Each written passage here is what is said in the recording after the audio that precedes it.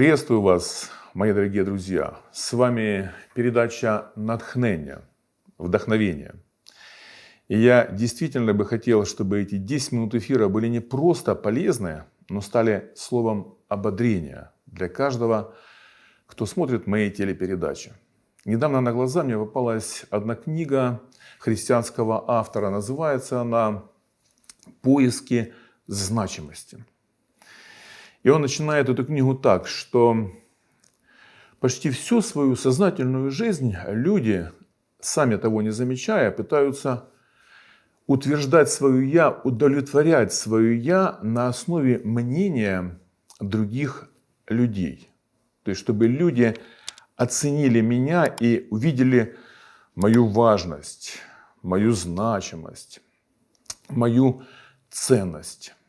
И далее он приводит пример, как к нему обратилась как к психологу одна семейная пара, которая уже в браке 10 лет. И когда он начал беседу и начал спрашивать жену, как они начали встречаться с мужем, вот расскажите, пожалуйста, вот как все начиналось. И она поделилась о том, как ее будущий муж буквально засыпал ее комплиментами и всегда подчеркивал ее огромную ценность, что ты моя королева, ты мой бриллиант. Он всегда давал ей знать, что ты очень значима для меня, очень важна.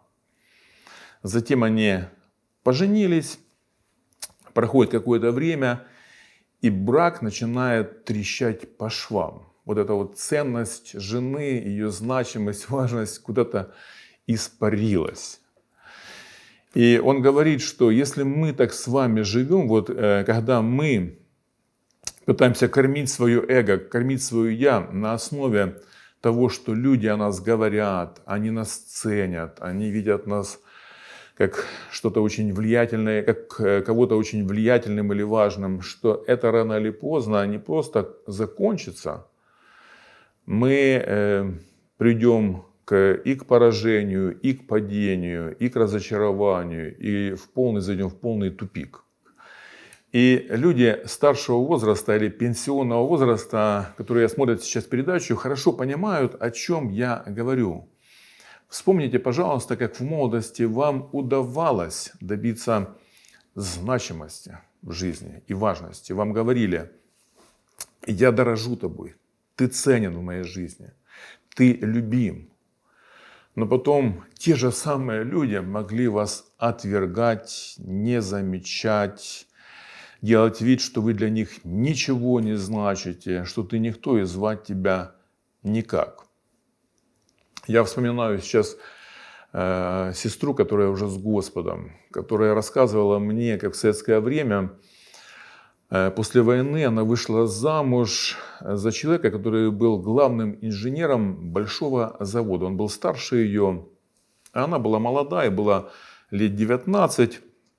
И она всегда хотела подчеркнуть перед мужем свою ценность, свою значимость. И она мне вот рассказывала, что намеренно флиртовала с какими-то молодыми людьми, что иногда подговаривала каких-то молодых парней, чтобы на глазах у мужа с ней заигрывали.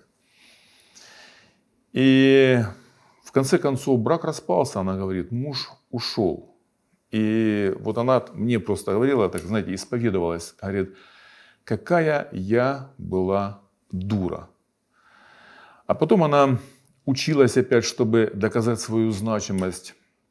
И стала директором огромного, большого ресторана. Ресторан был номер 1 в городе, в Миллионнике. И снова подчеркивала свою важность и значимость до пенсии. А потом закончилось тем, что она вдруг осознала, что, оказывается, мнение людей не так важно, как важно мнение Бога. Она говорит, я поняла, что для меня важно не то, как на меня смотрят люди, или подчеркивают, важна я или нет, но как смотрит на меня Бог и что говорит Бог обо мне. Друзья, Евангелие все расставляет на свои места. И я приглашаю вас открыть сегодня Евангелие от Луки, 15 главу с 1 стиха. Прочитаем совсем небольшой эпизод из жизни Иисуса Христа и людей, которые его в тот момент окружали. Евангелие от Луки, 15, 1 стих и далее. «Приближались к нему все мытари и грешники слушать его. Фарисеи же и книжники роптали, говоря: он принимает грешников и ест с ними». Но он сказал им следующую притчу. «Кто из вас, имея 100 овец и потеряв одну из них, не оставит 99 в пустыне и не пойдет за пропавшую, пока не найдет ее? А найдя, возьмет ее на плечи свои с радостью, и, придя домой, созовет друзей и соседей и скажет им: порадуйтесь со мною, я нашел мою пропавшую овцу. Сказываю вам, что так на небесах более радости будет об одном грешнике, кающемся, нежели о 99 праведниках, не имеющих нужды в покаянии». Мы видим, что книжники и фарисеи возмущены поведением Христа. Как это так? Он не просто проводит время в окружении грешников, как написано, он даже их принимает и ест с ними. И если вернуться в то время, 2000 лет назад, то любая трапеза, она подчеркивала статус, положение человека. Вот с кем ты разделяешь хлеб, ты свидетельствуешь о своем статусе. Вот вкушаешь хлеб с учителем синагоги, со священником, с каким-то значимым человеком, ты поднимаешь свою планку, тебя ценят больше, ты важен. И вдруг тут Иисус ест с грешниками. Получается, он как бы роняет свой авторитет. И Христос объясняет этим же книжникам и фарисеям, что для Бога не бывает людей более значимых и менее значимых.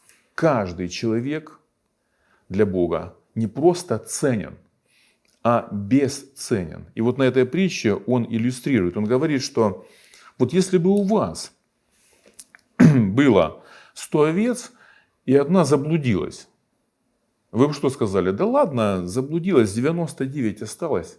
Хотя есть такие пастухи, которые, может быть, и не искали бы эту одну заблудшую овцу. Сказали бы, 99 есть, и никуда не пошли. Но Христос здесь говорит о себе, как о пастыре, как о пастухе. Он говорит, что он оставляет, как оставляет, он не забывает про эти 99 овец. Конечно же, они находятся в безопасности 99, но он отправляется в пустыню и проделывает долгий-долгий путь, пока не найдет вот эту одну заблудшую овцу. А когда он ее находит, он ее не ругает, он не пинает ее ногами, он не гонит ее палкой в стадо. Нет. Что он делает? Мы читаем, что Иисус говорит. Он берет ее к себе на плечи, эту овцу, как трогательно. И он несет. Он ее несет в безопасное место. Он ее несет туда, где он ее накормит, где он о ней позаботится и полностью обеспечит эту овцу всем, чем необходимо. И вот мы должны здесь узнать себя. Друзья, если сегодня люди вас обесценивают, или вы чувствуете, что ваша самооценка падает, знаете, вот у вас что-то не получается, вы к чему-то стремились, и вы упали, вы спотыкнулись, и пусть даже вы согрешили, но Иисус не собирается вас спинать, обвинять. Он прямо сейчас ищет вас для того, чтобы взять вас на плечи и принести вас в безопасное место, чтобы вас накормить и согреть. Друзья, для Бога каждый из нас бесценен. Мы уже значимы, мы уже важны. И поэтому Христос пришел на землю. Давайте будем это понимать. И давайте отдадим свои жизни в руки Иисуса Христа. Божьих Вам благословения, до свидания, увидимся через 1 неделю.